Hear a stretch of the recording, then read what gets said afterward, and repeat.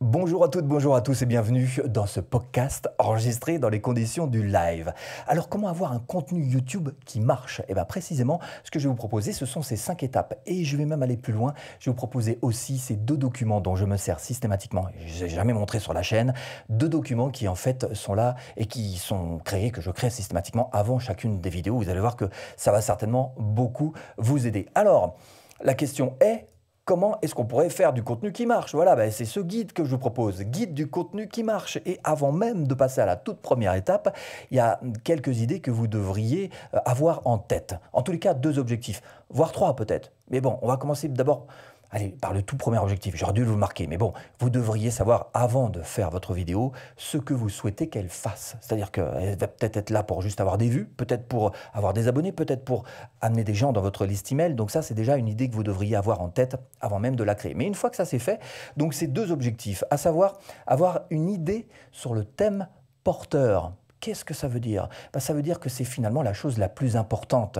La plus importante de tout ce qu'on... Plus important que la production, que tout ce que vous voulez, le plus important, c'est la thématique de la vidéo que vous allez traiter. Parce que si vous avez une idée de vidéo, une thématique qui est particulièrement à la mode en ce moment, et que malgré tout vous faites des vidéos qui sont un peu moyennes, pas très fort en production, pas très fort en contenu d'une manière générale, vous aurez certainement plus de vues parce qu'il y a beaucoup de gens qui demandent ce type de vidéo que si vous faites une vidéo qui a été déjà archi-vue, archi-faite dans tous les sens et qui, même avec la plus belle production du monde, même avec le meilleur contenu, même avec la plus grande prestance que vous puissiez avoir, vous verrez que ça fera souvent moins de vues. Donc l'idée, et c'est pour ça que j'insiste autant dessus, l'idée, le thème que vous allez donc mettre dans votre vidéo, ça, c'est juste primordial.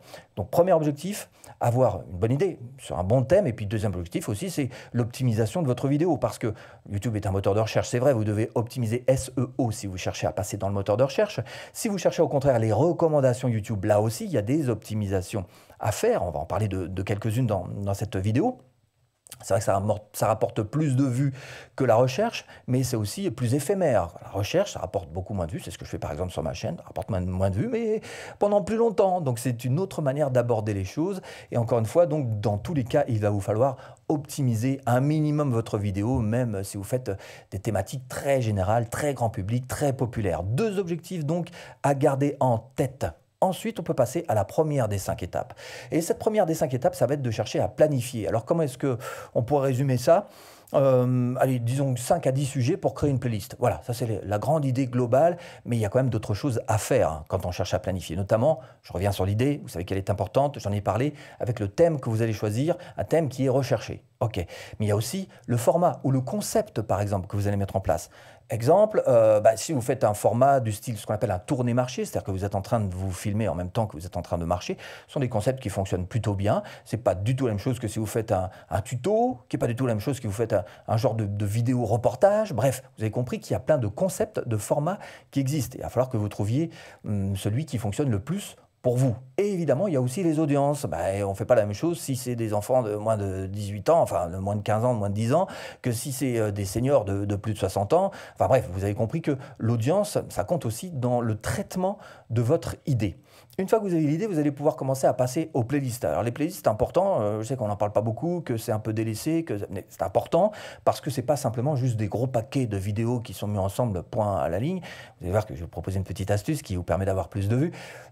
C'est aussi, par exemple, faire un rangement par format. Par exemple, regardez bien sur ma chaîne, si vous regardez un petit peu ça, vous allez voir que quand vous descendez sur ma chaîne, vous avez apprendre en short. Donc là, j'ai 2 playlists de short, apprendre en live, 2 playlists de live, apprendre en podcast, je suis en train de le remplir petit à petit. Donc vous voyez que les playlists, ça peut être fait par format, mais ça peut être aussi fait évidemment par thématique, par idée. Si vous faites par exemple, prenons le tennis, si vous faites une chaîne sur le tennis, vous allez faire une playlist sur le coup droit, une playlist sur le service, une playlist sur le revers. Vous avez bien compris que ça se gère aussi par thématique. Et chose importante, quand vous faites des playlists, c'est de faire en sorte que ce soit des séries. Alors là, il y a un petit bouton, je vais vous le montrer, un petit bouton à appuyer qui a son importance parce qu'il va vous permettre, encore une fois, d'avoir plus de vues.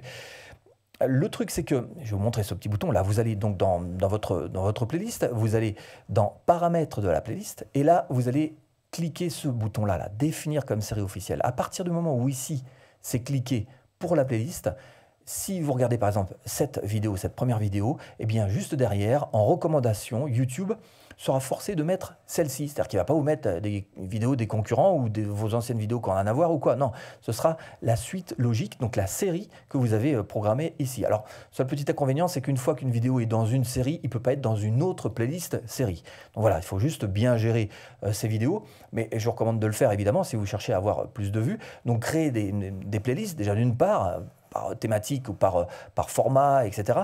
Et puis, ne pas oublier de mettre ce petit bouton paramètres de playlist, hop là, voilà, définir comme série officielle. Ok, j'espère que vous avez bien noté, ça c'est dans les paramètres des séries. Donc ça, c'est quelque chose d'important. Et puis après, il y a la troisième partie de cette planification. Alors, je sais qu'il n'y a pas beaucoup de gens qui le font. Malheureusement, il faudrait peut-être le faire parce que effectivement, ça peut.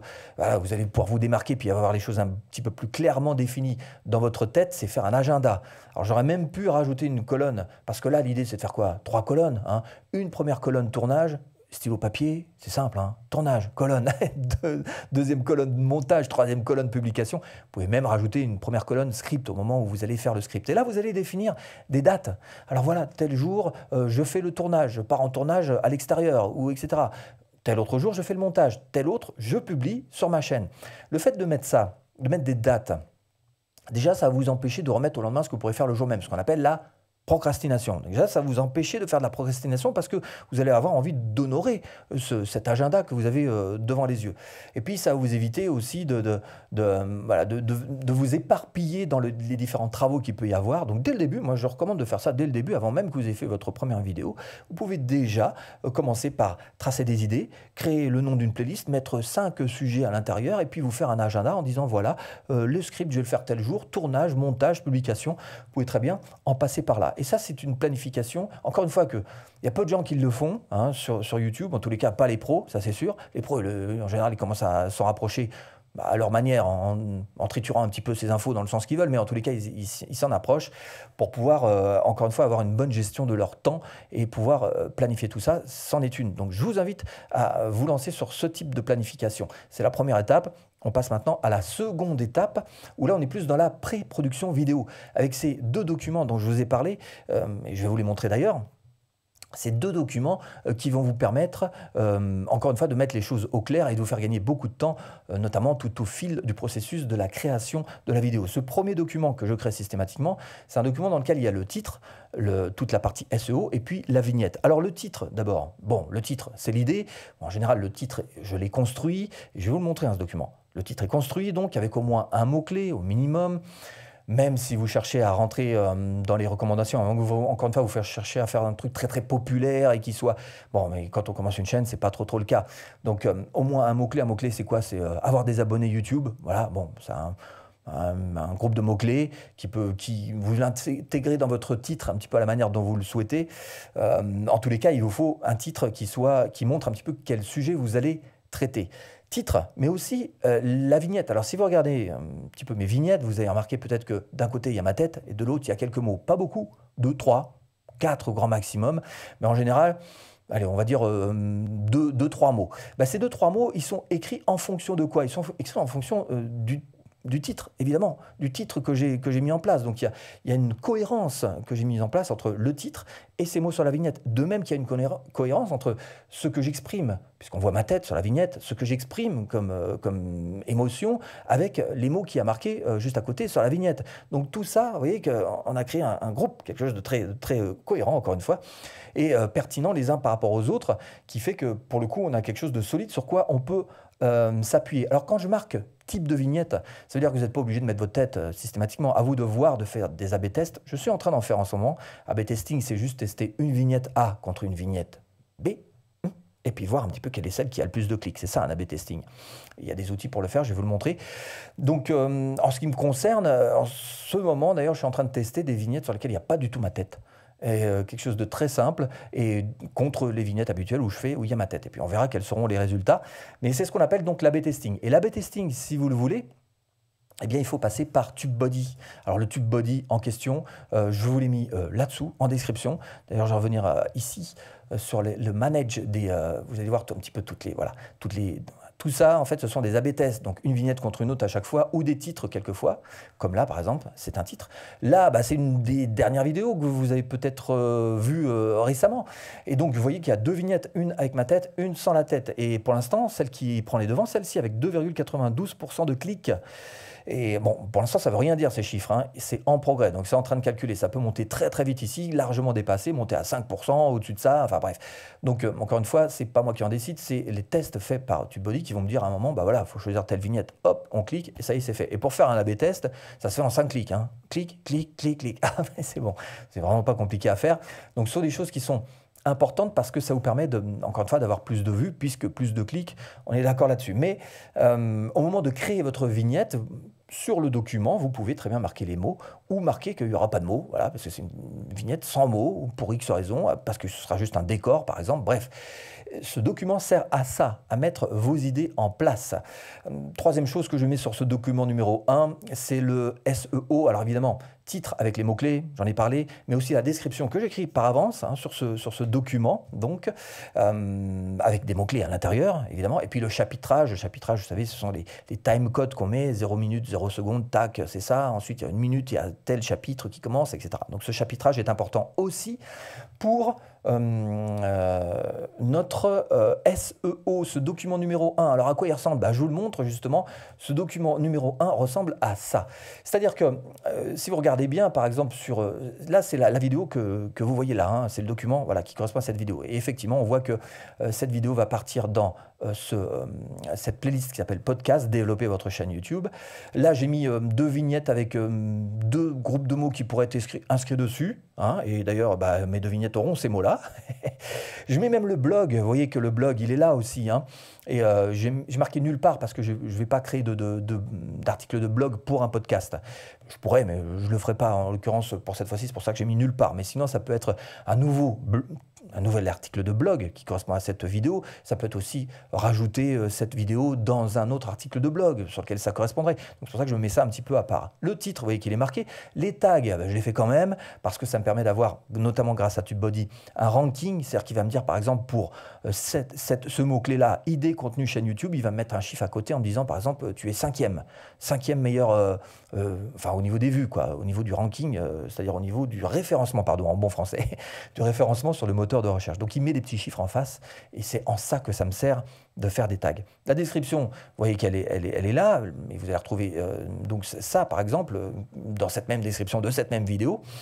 Et puis donc ce que je vous disais tout à l'heure, alors bien sûr dans toute cette description il y a tout un tas de mots-clés utilisés naturellement, et puis ce chapitrage. Alors pour l'instant, je n'ai pas encore les numéros là, parce que je n'ai pas encore fini la vidéo, donc je ne peux pas dire à quel moment de la vidéo va avoir lieu le processus de pré-production. Hein, je ne saurai qu'à la fin, donc je rajouterai ça à la fin. Mais vous voyez que se créer ce petit document, tout de suite, d'abord ça vous permet d'avoir un centre névralgique sur lequel il y a absolument toutes les infos de tous vos réseaux sociaux, de blogs, etc. Enfin bref, un seul endroit où vous avez tout ce qu'il vous faut, c'est important, et ça va vous faire gagner beaucoup de temps. Ça vous permet aussi d'être pertinent et d'être hyper, voilà, encore une fois cohérent dans toute cet aspect donc, de création, de pré-production de vidéos.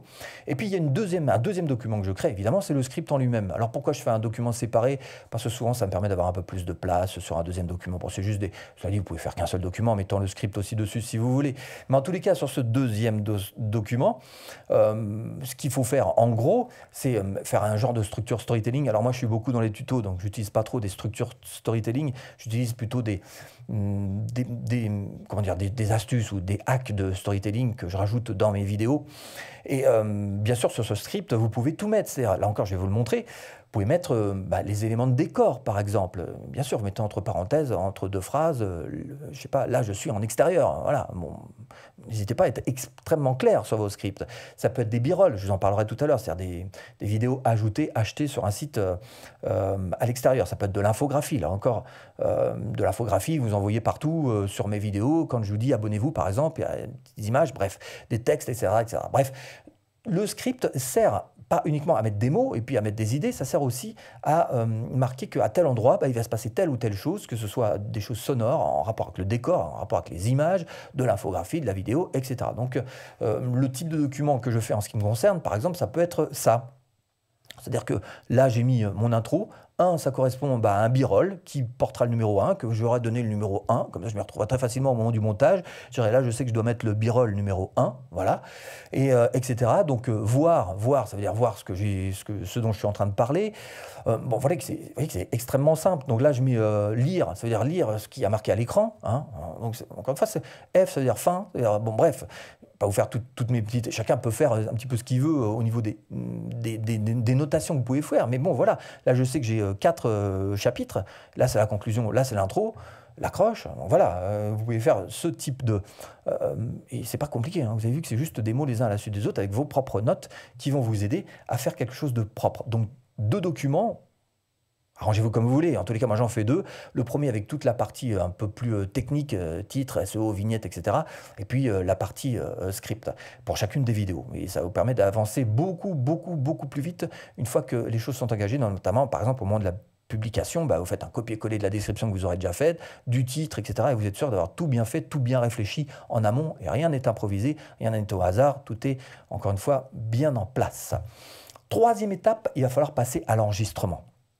Alors là, pour cette 3e étape, imaginez-vous plutôt face à un buffet. Voilà, quand vous arrivez à un buffet à volonté, au restaurant, vous n'allez pas manger tout le buffet. Hein. À un moment, ça va être un petit peu trop. Vous allez prendre juste les choses qui vous conviennent, les choses préférées. Là, c'est pareil. Pour ce qui est de ce slide, vous n'allez prendre que les choses préférées. Vous n'allez certainement pas prendre tout ce qui a marqué. Mais bon, peut-être ça va vous donner des idées et vous allez pouvoir avancer sur d'autres points. Par exemple, important, c'est le lieu de tournage, le T, l'important lieu de tournage, parce que le lieu tout de suite, c'est du branding. Qu'est-ce que ça veut dire? Je vais vous donner un exemple très simple, vous allez comprendre. Si vous enregistrez une vidéo dans une décharge publique, au lieu de l'enregistrer dans un hôtel 5 étoiles, vous allez bien vous rendre compte que tout de suite, vous n'envoyez pas le même signal à vos spectateurs.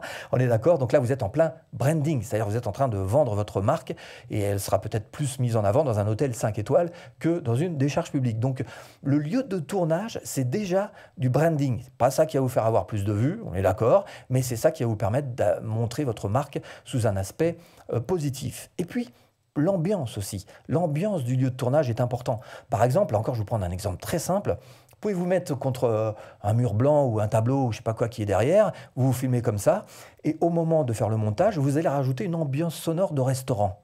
Et vous allez voir que systématiquement, on va croire que vous êtes dans un restaurant, vous allez faire une vidéo sur la restauration, je ne sais quoi, enfin bref, qu'importe la thématique, mais que tout de suite, cette ambiance sonore va amener un message. Ça peut être une ambiance sonore, ça peut être une ambiance de décor, ça peut être une ambiance de vidéo, mais bref, l'ambiance amène avec elle un message que vous allez faire passer. Donc le lieu de tournage est important parce que, bon, encore une fois, vous allez pouvoir générer des informations un peu plus inconscientes, mais qui sont quand même bien présentes quand vous faites une vidéo. Le D ici, c'est pour décor. Là encore, il y a des questions à se poser. Est-ce que je vais faire ça en intérieur? Est-ce que je vais faire ça en extérieur? Est-ce que je vais faire les deux? C'est-à-dire de la vidéo en intérieur, mais aussi quelques plans de coupe qui seront filmés en extérieur. C'est des questions qu'il faut vous poser. En ce qui me concerne, j'ai choisi donc ce que j'appelle mon bureau studio. Alors bureau studio, qu'est-ce que c'est? C'est tout simplement, voilà, là, ce que vous voyez. C'est-à-dire que, en fait, dès que j'ai fini ma vidéo, moi je me tourne face à mon ordinateur qui est juste là, et puis je travaille, quoi. Et puis quand j'ai besoin de faire une vidéo, hop, je me mets derrière, je branche une prise, ça allume tous les éclairages, je branche le DSLR, et puis c'est parti, on enregistre. Hein. Donc c'est pour ça que j'appelle ça bureau studio, parce que vraiment, ça c'est la manière la plus simple et la plus pratique de travailler. Maintenant, je comprends que tout le monde n'est pas forcément une pièce à dédicacer à ce type de travail. Auquel cas, ce que vous pouvez faire, c'est vous créer une voiture studio, par exemple. Une voiture studio, c'est quoi? C'est tout simplement descendez dans votre voiture et puis allez tout simplement mettre votre caméra quelque part, soit posée sur le tableau de bord, soit voilà, soit posée sur la voiture studio qui se trouve ici. Sur cette diapo donc. Alors donc vous allez descendre dans votre voiture, mettez la caméra sur votre tableau de bord, ou alors vous prenez vos marques une fois pour toutes, vous savez qu'il faut poser comme ci, comme ça sur le volant. Donc une fois que ça c'est fait, vous n'avez plus qu'à enregistrer tout simplement, et vous saurez qu'à chaque fois que vous avez besoin d'enregistrer une vidéo, c'est pas loin, hein, vous descendez sur le parking, vous enregistrez votre truc, vous remontez, vous faites le montage. Donc ça, ce sont des choses qui vont vous aider à faire en sorte d'avoir des vidéos qui vont être produites très vite, très facilement. Et quand, alors peut-être au début, vous avez envie de faire un maximum d'efforts, d'aller à l'extérieur et de vous mettre tout un plan de tournage en... Mais bon, quand vous êtes je sais pas combien, je suis à combien, 500 vidéos sur une chaîne, il y a un moment où vous êtes plutôt content d'avoir été à l'essentiel et être capable de brancher la vidéo, comme je vous le disais, en 3 minutes. Hein. Donc à vous de réfléchir. Comment est-ce que vous allez pouvoir gérer ces décors intérieur, extérieur, bureau studio, voiture studio? À vous de voir comment est-ce que vous allez gérer tout ça. Il y a la production aussi qui est importante, évidemment. C'est le P, là. Le P de production vous devriez vous poser la question, est-ce que vous allez vous enregistrer depuis votre smartphone? Et encore une fois, pas de complexe vis-à-vis de ça, parce que ça fait de très très belles images, les smartphones. Vous allez faire de très bonnes vidéos, que ce soit en smartphone, les webcams aussi, maintenant, ont suffisamment de définition et de qualité. Un DSLR, c'est ce qu'il y a là, ce qui me filme là en ce moment, c'est un appareil photo qui fait de la vidéo, DSLR. Vous allez pouvoir choisir si vous préférez avoir un micro-cravate. Bon, l'inconvénient, c'est que vous êtes après obligé de resynchroniser ce qui se sera, si jamais c'est un dictaphone qui enregistre directement ici. Obligé de resynchroniser. Par contre, si vous êtes relié, il n'y a pas de synchronisation, resynchronisation à faire. Mais micro-cravate ou pas, est-ce que vous allez vous servir d'un micro-perche? Micro-perche, c'est quoi? C'est juste une perche avec un micro qui va venir juste mettre là, à la limite voilà, du champ, pour pas qu'on le voit, mais qui va prendre votre son. Ou alors un micro comme celui-ci, que vous voyez, qui est en plein milieu. Moi, c'est ce que j'ai choisi, voilà, pas de problème. Hein, on affiche la couleur. Donc au niveau du son, savoir qu'est-ce que vous allez mettre en place comme type de production. La lumière, super importante. Quel type de lumière? Est-ce que vous allez, si vous allez en extérieur, utiliser des réflecteurs? Vous savez, les réflecteurs, c'est des grands panneaux, alors quelquefois avec un genre de papier aluminium, par exemple, dessus, qui vous permet, si vous avez une face un petit peu à l'ombre à cause du soleil qui tape, de rééclairer, de faire remettre un petit peu d'éclairage sur le visage. Bref, est-ce que vous allez vous servir du soleil? Est-ce que vous allez vous servir de spots avec un éclairage en 3 points? Est-ce que vous allez vous servir d'un ring? C'est juste un rond comme ça, comme j'utilise moi.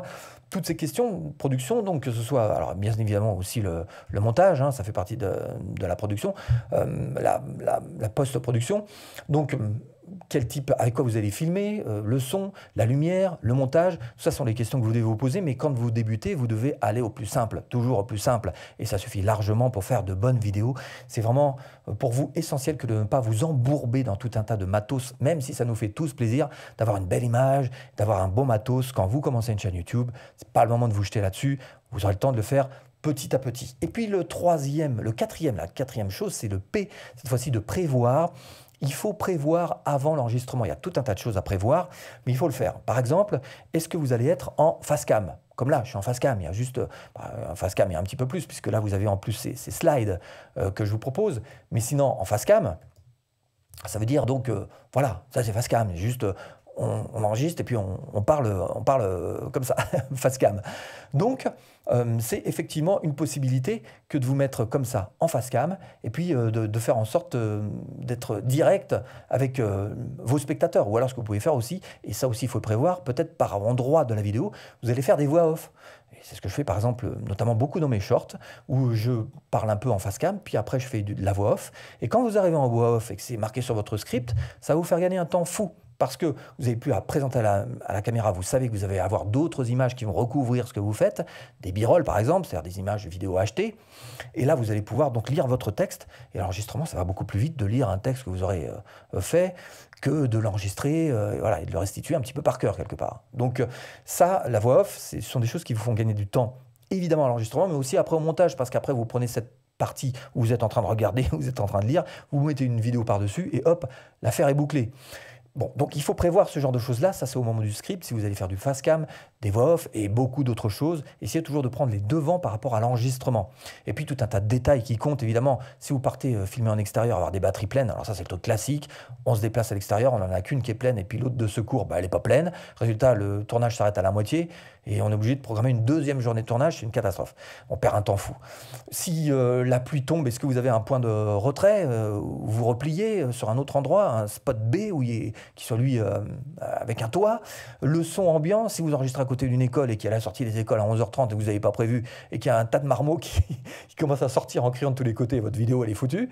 Donc voilà, il y a plein de choses à prévoir à l'enregistrement, surtout en extérieur, parce qu'en intérieur, en général, on a quand même un petit peu moins de problèmes et de soucis.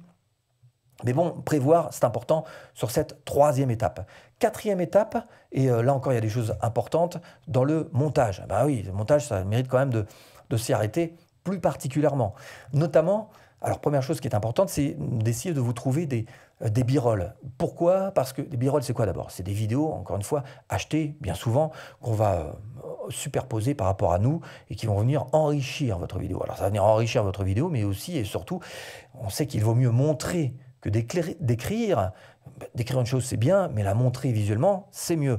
Le message passe mieux et encore une fois, ça permet de perdre moins vite nos spectateurs qui sont projetés dans un autre univers.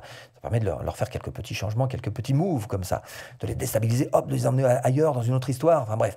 Donc montrer, c'est mieux que d'écrire. Et vous pouvez ajouter des plans achetés. Je vais vous montrer où est-ce que je les achète en ce qui me concerne.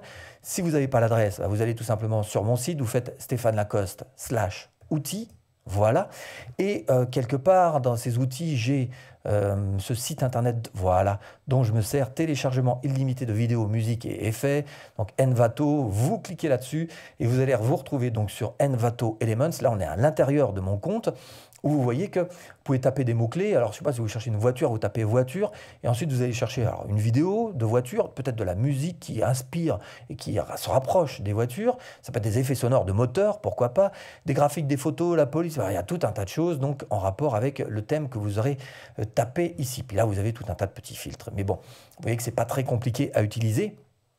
Une fois que vous avez trouvé votre vidéo, vous faites téléchargement en appuyant sur la flèche rouge et vous n'oubliez pas, donc là c'est un autre exemple, là j'ai choisi donc ce son pour cette vidéo là ici et vous n'oubliez pas, même si vous l'oubliez c'est pas si dramatique mais bon, de télécharger la licence pour ne pas avoir de problème de droit d'auteur et c'est aussi à ça que servent ce type de site, donc être tout à fait clair vis-à-vis des droits d'auteur. Donc ça, ce sont des plans achetés que vous allez pouvoir rajouter lors du montage et tout le monde peut le faire, c'est super facile à faire et rajouter donc sur votre timeline, donc la ligne de montage de votre vidéo.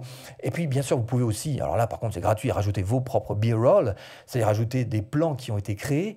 Ça peut être sur smartphone, tout simplement. Vous allez à l'extérieur, vous vous filmez en train de faire ceci, cela pour en fait illustrer ce que vous êtes en train de dire. Et comme vous avez fait le script à l'avance, vous savez à peu près ce qui serait bien pour vous d'avoir comme image. Et vous pouvez très bien mettre entre parenthèses, me créer un b-roll en train de faire ceci, cela.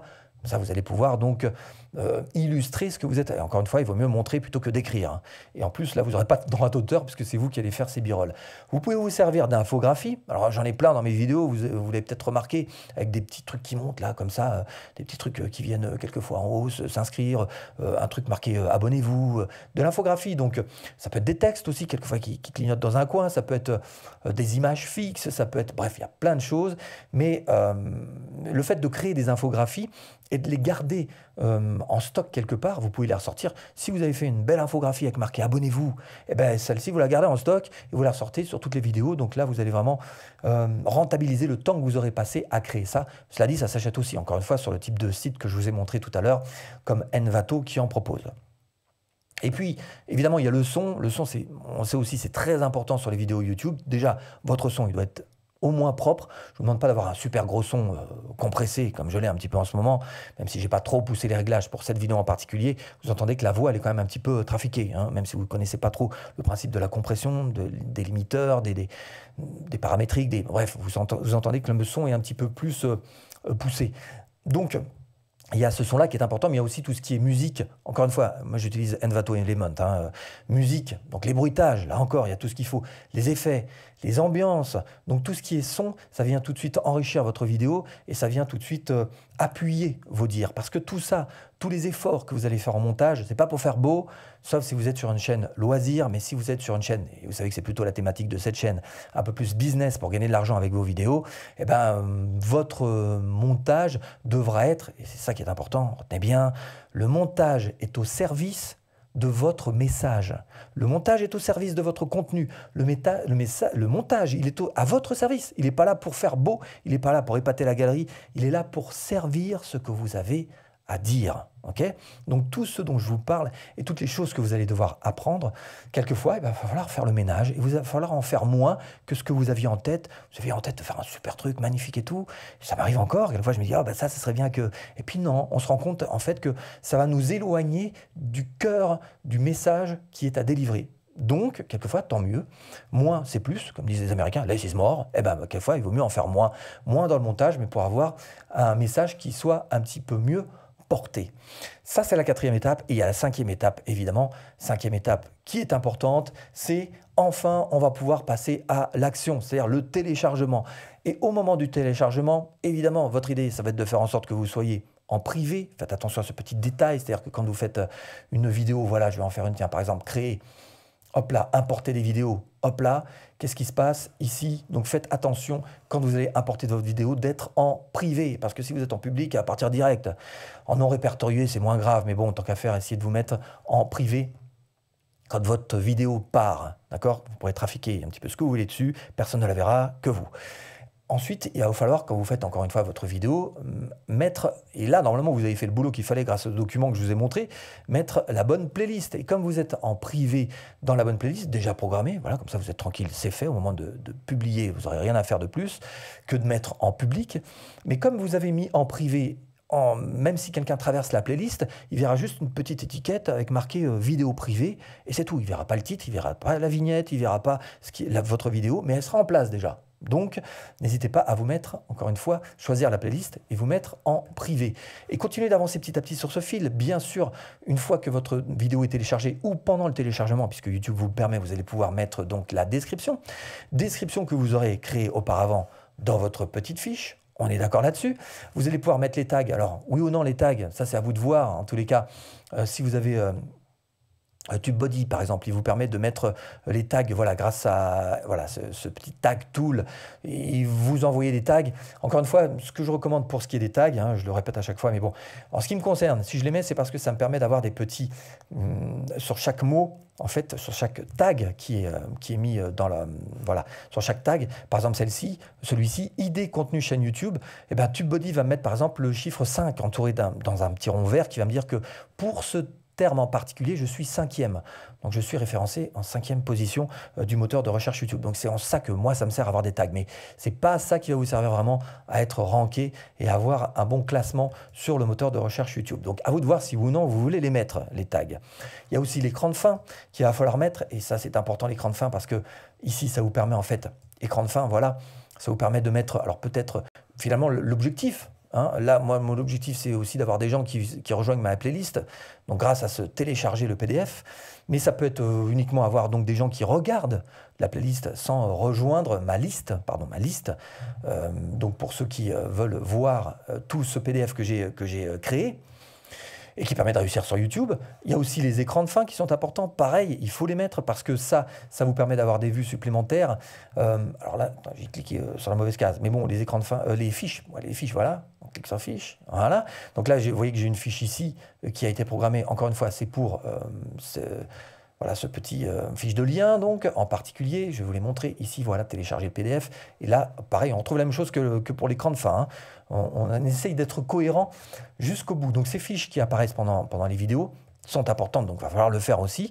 Et puis, il y a le moment de la publication. Alors là, c'est pour ça que je me frotte les mains ici, parce que là, c'est le moment le plus jouissif, quelque part. C'est-à-dire que vous allez envoyer et vous allez voir enfin quels sont les résultats que vous allez avoir pour votre vidéo. Et après tout ce travail que vous avez fait, eh ben, vous attendez évidemment un bon résultat. Mais encore une fois, ne vous affolez jamais parce que j'ai des vidéos, j'en ai une notamment, et je cite cet exemple, je crois que je l'ai cité déjà une fois, mais je vais le refaire encore une fois. J'ai une vidéo qui a littéralement explosé sur le moteur de recherche YouTube tout récemment, c'est-à-dire après 3 ans et 11 mois. C'est pour ça que quand il y a quelqu'un qui vous dit hey, « t'as pas de vue », t'as envie de lui dire bon, bah, apprends un petit peu comment ça fonctionne, jeune homme, parce que y a des fois des vidéos qui mettent vraiment 3 ans et 11 mois, la vidéo, elle a mis, et ouf, un saut de vue énorme, parce que, je sais pas, bah voilà, il y a des gens qui s'intéressent subitement à cette thématique, cette idée, et qui du coup, bah, il y a une demande, et la vidéo est en train d'exploser. Donc quand vous visez le moteur de recherche, au début, vous avez très très peu de vues, c'est un peu frustrant, c'est vrai, mais après, avec le temps, les choses se mettent en place, toutes n'auront pas beaucoup de vues, mais certaines auront vraiment beaucoup de vues. Et puis le dernier aspect important, c'est évidemment la promotion. Marquez-la, promotion. Voilà, bah, si vous avez fait tout ce travail en vidéo, peut-être que vous avez envie de promouvoir. Alors, En ce qui me concerne, la manière dont je m'y prends, peut-être tout le monde ne s'y prend pas de cette manière-là, il y a d'autres manières de faire, mais la manière la plus simple, c'est que souvent j'ai un article de blog qui est dans la lignée de cette vidéo, et auquel cas, par exemple, un article de blog, voilà, la vidéo que j'ai créée s'appelle Comment faire une vidéo YouTube, elle est ici, mais j'ai aussi l'équivalent en article de blog, voilà. Et ce que je fais pour partager sur mes différents réseaux, c'est ce qui me prend le moins de temps, le plus rapide et le plus efficace en peu de temps, parce que j'ai pas envie de ne plus dépasser un temps fou, même s'il faut la faire, la promo, et c'est tout simplement donc de se servir de ces partages qu'il y a sur votre blog. Parce que là, pour le coup, la vidéo sur le compte que je veux, et voilà, donc c'est parti. C'est aussi simple que ça. Twitter, voilà, j'envoie ça. Donc la promotion, voilà, c'est pas plus compliqué que ça. Vous pouvez faire évidemment beaucoup mieux, mais sachez aussi que vous pouvez en profiter sur vos propres vidéos d'ailleurs. Est-ce que j'en ai une à disposition? Ouais, peut-être une à disposition. Je vais vous montrer ça. Vous pouvez faire aussi ce type de partage qui vous est proposé par YouTube. Hop là, je vais couper. Et donc, vous pouvez le faire, voilà, ici dans partager. Si vous faites partager votre vidéo, voilà, vous allez pouvoir envoyer ça sur vos différents réseaux sociaux avec là encore tout qui est programmé pour que ce soit extrêmement facilité pour vous. Vous voyez que vous avez moyen d'envoyer cette vidéo sur Facebook. Avant, j'étais plongé dans la paperasse pour gérer mon entreprise. Aujourd'hui, avec Excel. Hop là, je vais couper tout ça. Enfin, vous avez compris sur quel bouton il faut aller, si ça fait du bruit partout. Donc, vous avez compris sur quel bouton il faut aller appuyer. Donc, vous appuyez, partagez, hop, ça y est, c'est parti. Ça fait partie de la promotion que vous devez mettre en place une fois que vous avez fini votre téléchargement. Et si vous voulez vraiment réussir sur YouTube, eh bien, je vous ai fait un PDF exprès pour ça. Il vous suffit juste de le télécharger. Je vous le mets ici. À tout de suite. Si tu cliques, évidemment.